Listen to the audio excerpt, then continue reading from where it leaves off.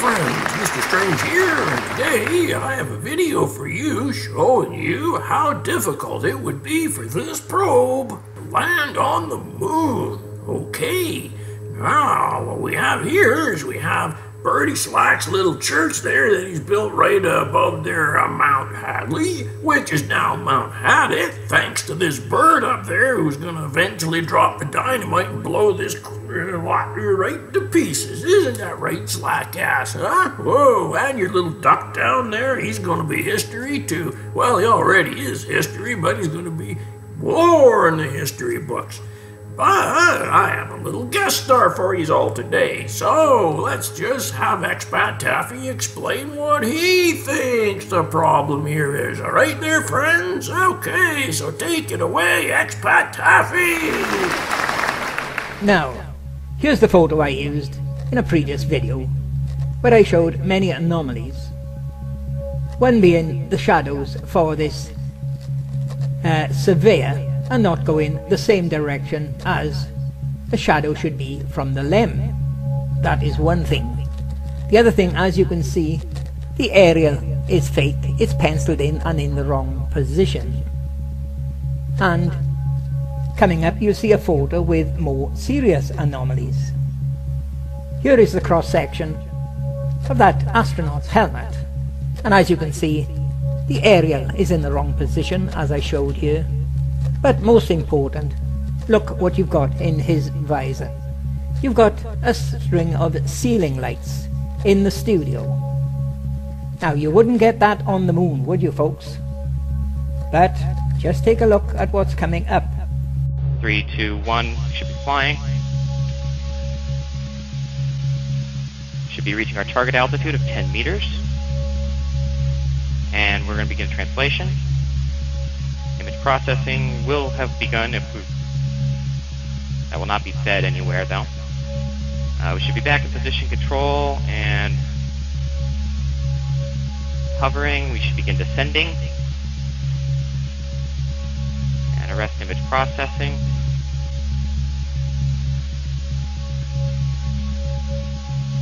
We should be landed. Oh, it should be landed all right, that's a fact. Now, I want to ask you all a question here now. Okay, now you see how difficult it is to land one of those things there on the Earth.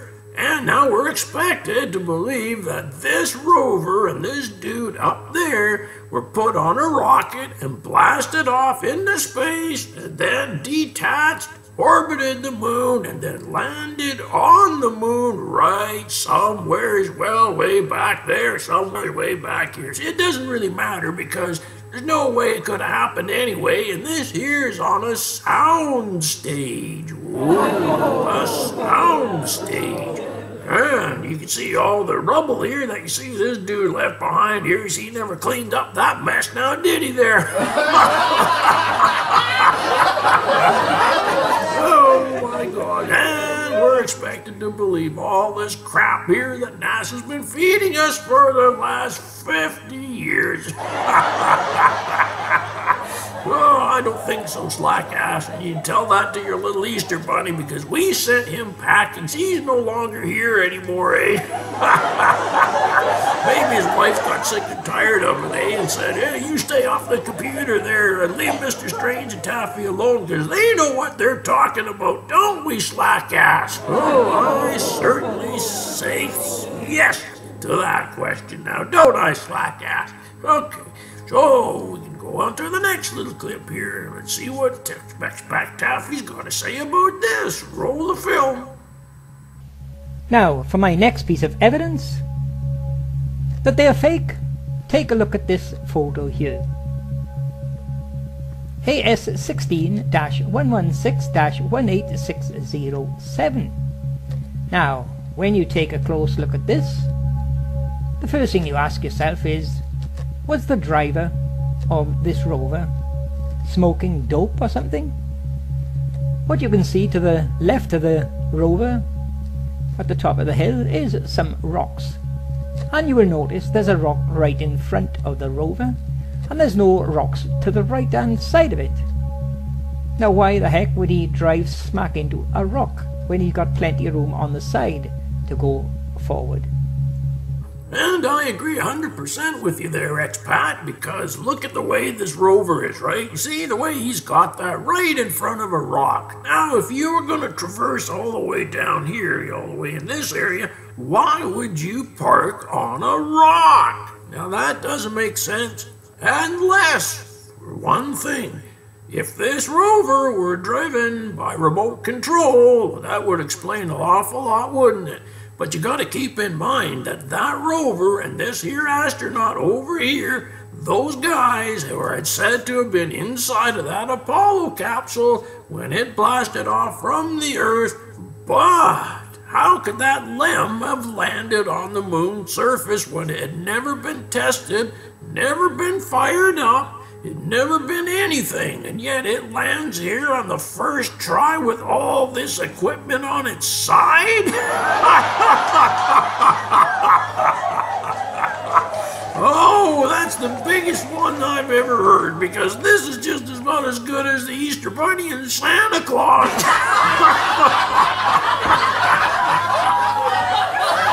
Oh, that's just too funny. Isn't it now, slackass, huh? Oh, I've seen everything. But if you think that's good, I got a lot more for you there, slackass. But before we do that, we have to show you a little intermission I put together for you. So pay attention now, all right, slackass, and enjoy it. All right, roll the intermission.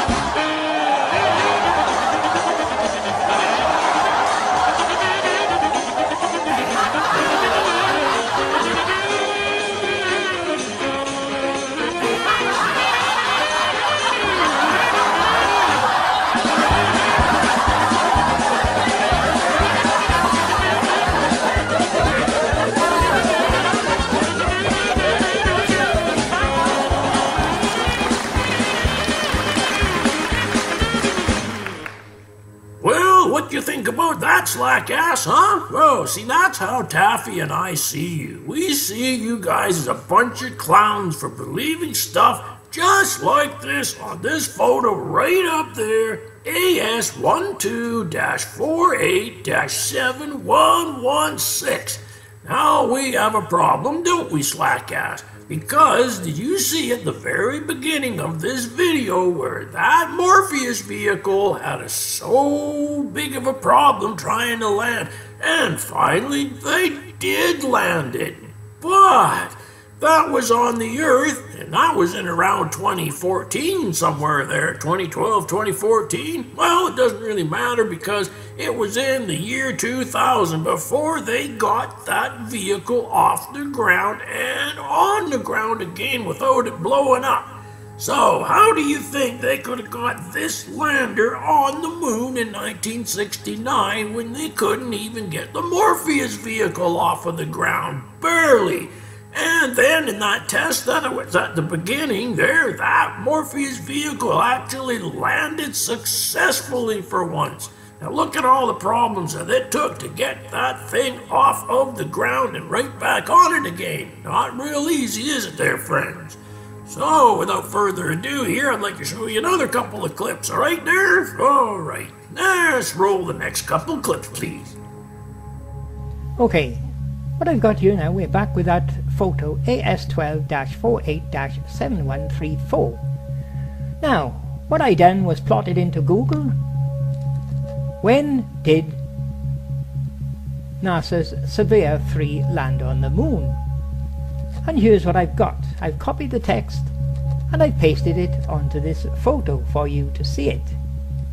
And notice the date they're saying it was launched is April the 17th, 1967. Keep that in mind, folks.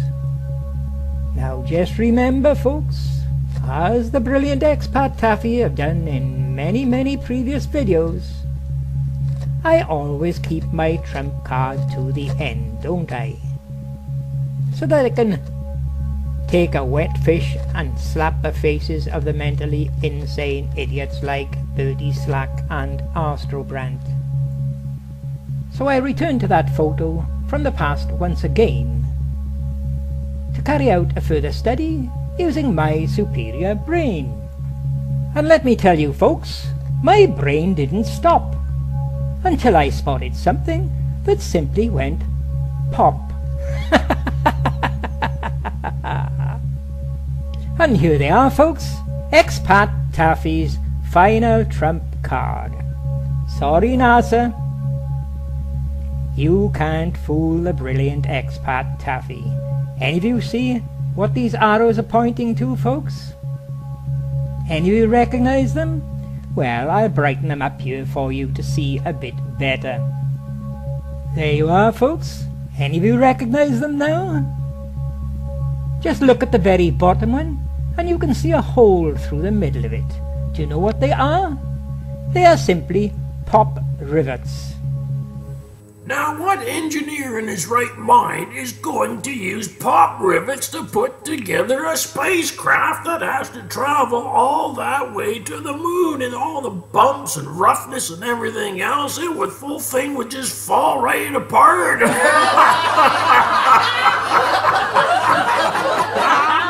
Oh, that's a real good one, isn't it, Slackass, eh? Oh, that's just great. Yep, put pop rivets all over the spacecraft here so that when it starts shaking and all that other stuff there, it starts coming down. It's going to be just shaking itself to pieces just like a St. Vitus dance. Oh, my God. And you believe this crap, don't you, Slackass? Hey, and so does your little Easter bunny there that we finally put a lid on and finally nailed it shut. You see, he's finished too. He's gone, finished in the history books along with you and the rest of your clan. Isn't that right, Slackass? Well, the thing is that you still got a finger poking out of that hole in the ground, right? And that's the other thing we gotta do is just cut your finger off and you're gone and right into the bottom of the ocean of despair too.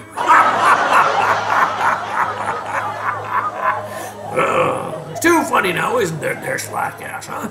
Well, anyways, we'll have to see you sometime soon in the next video, I suppose, after you go and you try to take this one apart. Oh, my dear God. Oh, and you think that's good, Slackass? Your apprentice there, the mystical history dude there, the magical mystery history dude, wherever he calls himself. Oh, he's the next one that's going to be going right down the drain along with your little pet Easter bunny, Pop Robson. Oh, it certainly is. Well, I haven't had a good laugh like that, Slackass, since the whole beginning of the week. So, what a way to end the weekend, isn't it, right there, Slackass? All right there. So, hey, hold, all that other stuff there. Oh, it's Mr. Strange out.